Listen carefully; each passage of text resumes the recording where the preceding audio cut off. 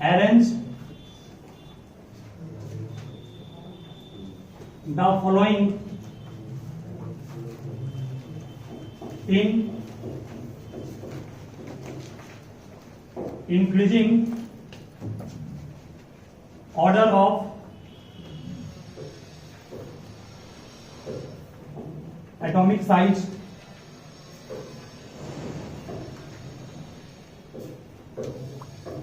DEOF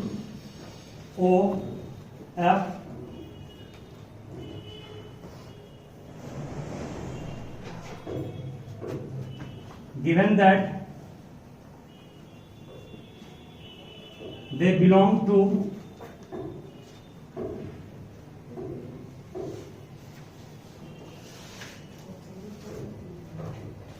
second, 16th, 17th group respectively and to second period। पहले question को ध्यान से पढ़िएगा। मान लीजिए क्वेश्चन बोर्ड में आया हुआ क्वेश्चन है, आप इसको कैसे बनाइएगा खुद सोचिए, खुद से। BEOF, B किस ग्रुप में है? सेकेंड ग्रुप में। O किस ग्रुप में है? 16 ग्रुप में। और F किस ग्रुप में है? आप भी बिल्कुल ऐसे ही फॉर्मेट अपने माइंड में सेट कर लीजिएगा, एग्जाम में क्वेश्चन आएगा। G को ग्रुप हो गया है, और पीरियड कौन सा है?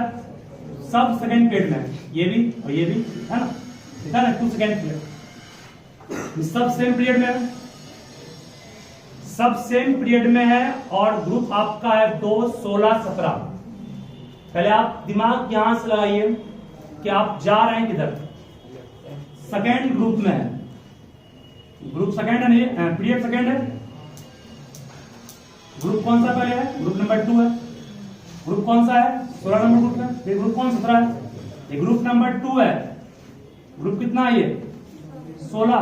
और ये ग्रुप कितना है? आप कहां से कहां गए? सेम पीरियड में चल रहे हैं, सेम पीरियड में लेफ्ट टू राइट जा रहे हैं। कुछ इलेक्ट्रॉनिक कंफ्यूजन करने का काम नहीं है। सेम पीरियड में, सेम पीरियड नहीं है, सेम पीरियड में लेफ्ट से राइट जा रहे हैं ना, लेफ्ट से राइट जा रहे हैं ना। पहले बी आएगा, फिर क्या आएगा? ओ आएगा, फिर क्या आएगा? आएगा। सेकेंड पीरियड में लेफ्ट टू राइट जा रहे हैं। ऐसे भी आपको पढ़ा, जब भी लेफ्ट टू राइट जाते हैं किसी पीरियड के अलाउंग, तो एटॉमिक साइज क्या होता है? डिक्रीज करता है। तो आपको डिक्रीजिंग ऑर्डर में इसको अरेंज करने का, इंक्रीजिंग में कहा क्या? तो इंक्रीजिंग में कहा एफ पहले आएगा, फिर ओ आएगा। ठीक है इसमें, ठीक है, कुछ नहीं करना है, सिंपल सा फॉर्मेट जो कर पढ़ा उसे यूज कर लीजिए। अरेंज के लिए इसी कर रहे हैं, कौन कहाँ है सोच रहे हैं, कुछ नहीं करना है, इसी फॉर्मेट पर जो सिखा सेट करना। चलो एक और है, इसको तुम खुद बनाओगे, हिंट नहीं करेंगे हम, बात नहीं कीजिएगा। सेकेंड नंबर क्वेश्चन है,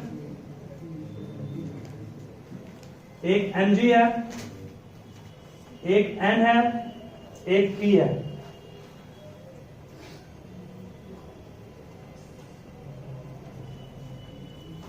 ठीक है, लेकिन ये आपसे नहीं बनेगा क्योंकि अभी हम नहीं पढ़ा है पीरियड का ग्रुप का कंसेप्ट।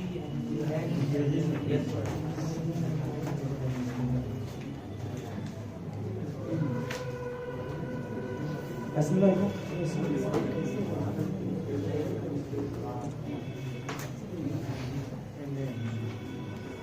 तो बात नहीं कीजिए, एकदम शांत रहिए।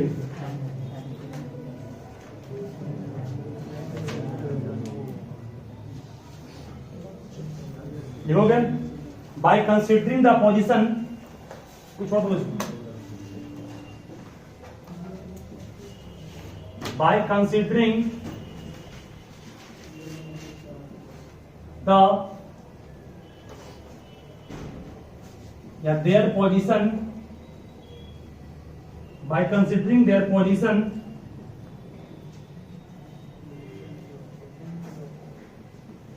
in periodic table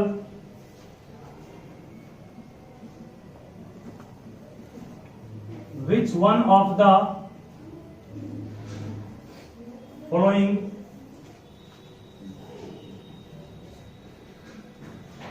elements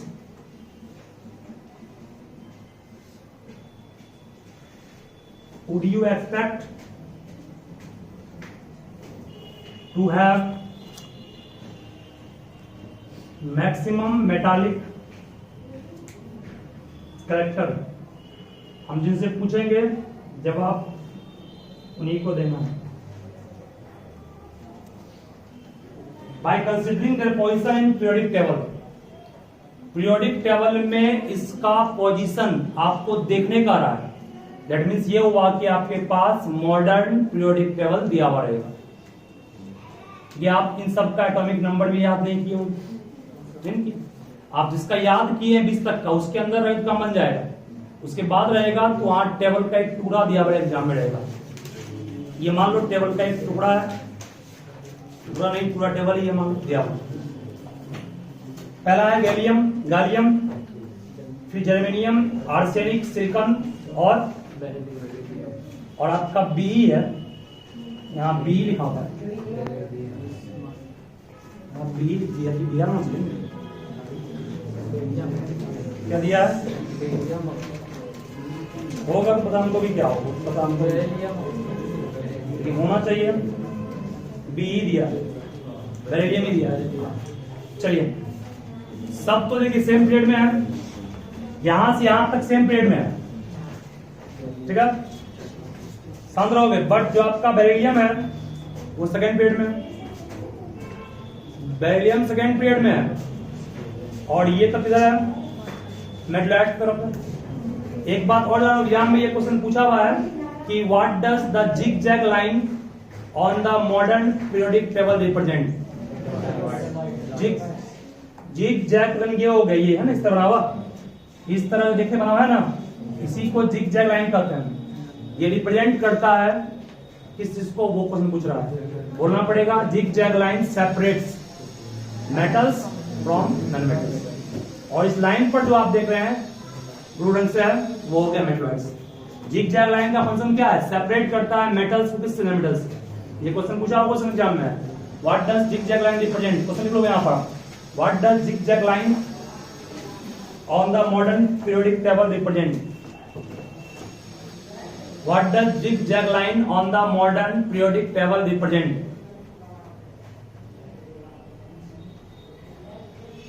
इसका आंसर क्या हो जाएगा?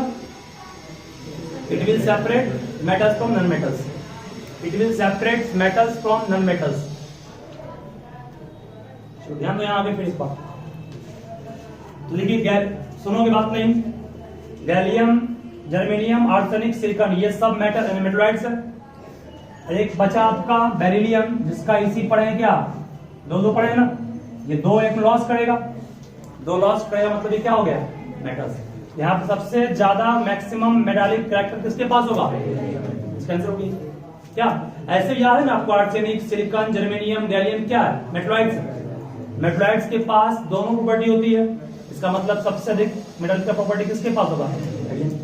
इसका आंसर ठीक है। ये क्वेश्चन क्लियर हो गया। जिग जैग लाइन वाला टर्म याद रखिएगा। एक टर्म और है इलेक्ट्रोनेगेटिविटी, कोई पूछे आपसे क्या होता है, जानते हो? देखो ये पूछा क्वेश्चन, ये भी है, हम रहोगे बात नहीं। इलेक्ट्रोनेगेटिविटी और electro positivity. Electronegativity is the tendency of an atom to take electron, मतलब इलेक्ट्रॉन को एक्सेप्ट करने की टेंडेंसी को इलेक्ट्रोनेगेटिविटी कहते हैं। ध्यान से समझोगे, जब आप किसी पीरियड के लेफ्ट टू राइट जा रहे हैं तो मेटल की प्रॉपर्टी लॉस हो रही है, नॉन मेटल्स की प्रॉपर्टी बढ़ रही है, इसका मतलब इलेक्ट्रॉन को एक्सेप्ट करने की प्रॉपर्टी बढ़ रही है, इसका मतलब इलेक्ट्रोनेगेटिविटी क्या हो रही है, बढ़ रही है। ठीक है, electronegativity gets increases on going from left to right along the period, while electropositivity get decreases on going left right along the period। ठीक है, इलेक्ट्रोनेगेटिविटी क्या है? बोलना पड़ेगा tendency of getting electron tendency of getting electron of an atom is called what, electronegativity, and tendency of losing electron of an atom is called electropositivity. ठीक है, ये question पूछेगा बन जाएगा, तो इसको नोट कर याद रखोगे। बस आपका मेन जो था आपका एटॉमिक साइज था, एटॉमिक साइज घटेगा तो मेटालिक कैरेक्टर घटेगा, इलेक्ट्रोनेगेटिविटी बढ़ेगा ना, और क्या घटेगा, और आपको कहते हैं केमिकल रिएक्टिविटी घटेगा, है ना। इन सब चीज को ध्यान रखिएगा अच्छे से।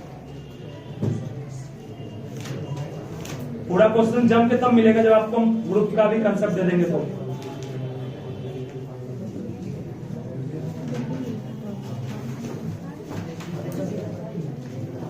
शांत रहोगे, बात नहीं।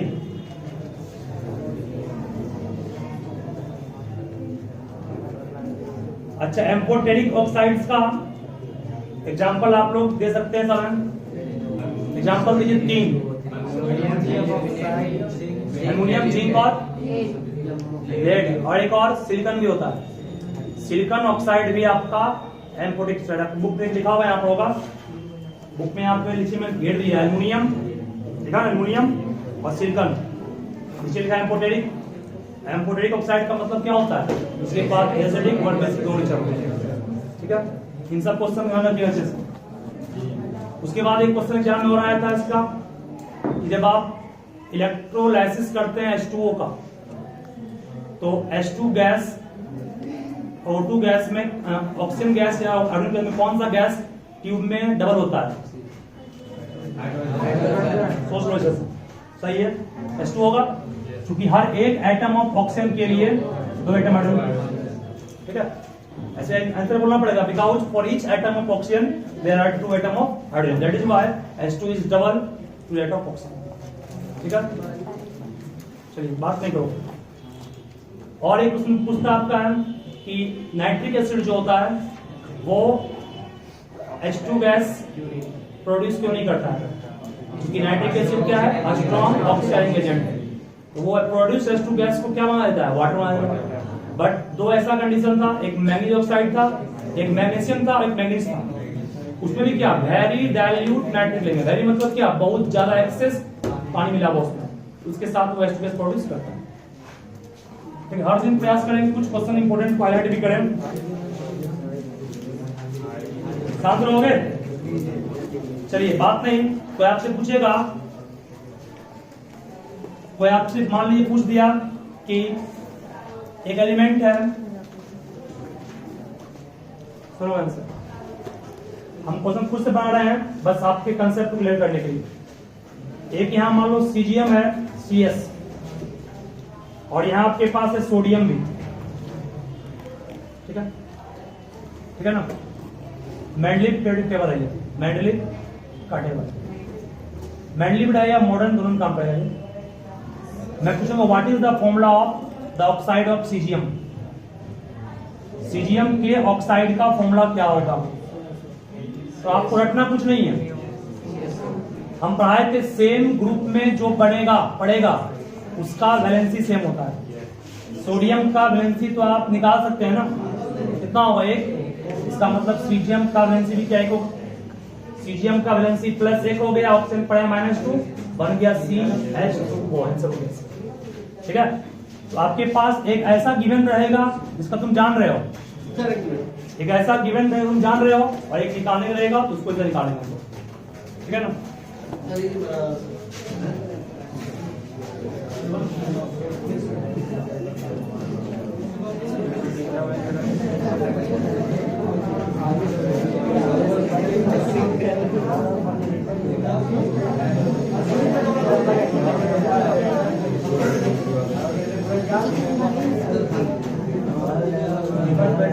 ठीक है ना।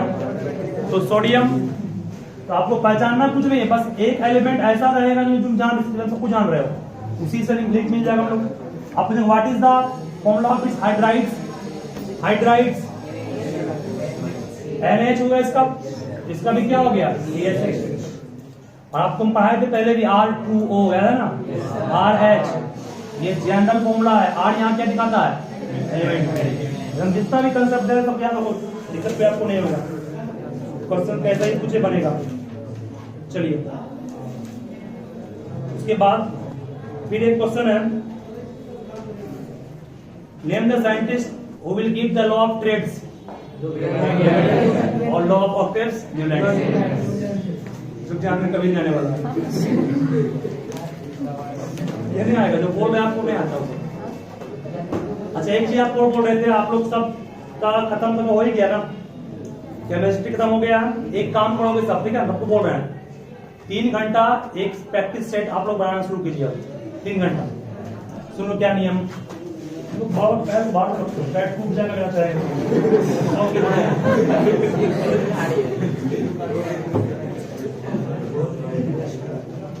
कौन है मतलब बहुत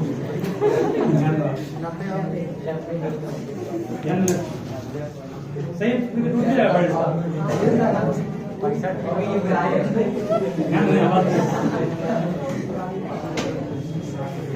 ये बात हो गया।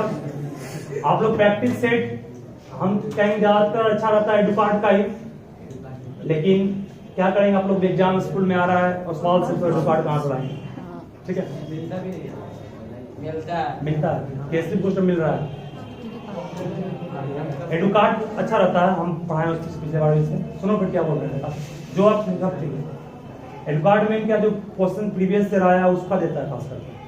और साइंस का तो आप क्वेश्चन बैंक कर दिए। क्वेश्चन बैंक जानते हो क्या होता है? क्वेश्चन बैंक कर दोगे, सैंपल पेपर नहीं कर दोगे। साइंस का क्वेश्चन बैंक, मैथ कर दोगे, सैंपल पेपर, ठीक है। सुनो क्या करना है, मैथ के लिए आप 3 घंटा टाइम निकाल लीजिए अपना अच्छा से, जिस टाइम पीरियड है, संडे मंडे जब पीरियड है उस 3 घंटा तक हिलना नहीं है। बस 3 घंटा हम कॉपी पेन और पेपर लेके बैठ जाइए। आप पहला सेट बनाइएगा। हम मानते हैं कि आपको फर्स्ट डे 10 नंबर आएगा, 100 में 80 में 10 नंबर आएगा। एग्जाम खुद हमको भी आया था, 12th में किए थे, 10th में नहीं किए थे। 3 घंटा में 10 नंबर आपको फर्स्ट टेस्ट में आएगा। सेकेंड टेस्ट में तुम क्या करोगे, उसको बनाने से पहले फिर बोलो एक पतला कॉपी खरीद लोगे, जहां जहां फंसे हो उसको जरूर मेंशन करोगे उस पतली कॉपी में जिसमें तुम इस सेट को बनाने में फंसे थे, ठीक है।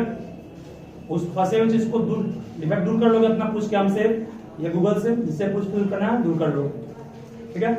दूर करने के बाद फिर दूसरा सेट बनाने बैठोगे। उसके बाद फिर हम गारंटी देते हैं आपको 20 नंबर आएगा या उससे ज्यादा आएगा, उससे कम नहीं आएगा इतना, ठीक है। फिर तीसरा बनाओगे, 5 सेट तक तुम पहुंचोगे ना, अपने आप आपका 70-75 पहुंच जाएगा। ये नियम हम फिक्स मान लीजिए। बस उसके लिए करना क्या है, जितना पीछे गलती हो रहा है उसको ग्रुप वाइज बनाइए एक कॉपी में, और उसको पर डे सुबह उठकर देखिए कि इसमें कहां फंसे थे जो हमको गलती करवाया था। सबसे बेस्ट तरीका ये पढ़ने का, ठीक है। ऐसा हम खुद किए हैं और अच्छा पाए। हम खुद अपने फिजिक्स में बनाए 12th में, हम 8 नंबर 9 नंबर आया फर्स्ट सेट में। उसके बाद सेकंड सेट बनाया, 10 सेट का मिला के था, 10 सेट का प्रीवियस सेट क्वेश्चन बैंक आया था, उसी में खरीद लिए। इसी 5 घंटा में पटना से आ गए, 5 घंटा में पटना से पहुंच गए थे ट्रेन से। एग्जाम के जस्ट एग्जाम के पहले गए, ठीक है। 2 घंटा में ब्रह्मपुत्र पहुंचा दिया। संयोग से सूरज एक्सप्रेस की वजह से 2 घंटा में यहाँ पहुंच गए। 1 घंटा में गांधी ग्राम तक लौट के अपना आ गए। 5 घंटा में पटना से अप डाउन हो गए, समझ रहे हो। उसका टाइम का ही वैल्यू था हम लोग। तुम लोग का टाइम का वैल्यू उसमें है। जाओगे पटना पहले घूमोगे, कौन मॉल? PM mall. और कौन मॉल है? Central mall.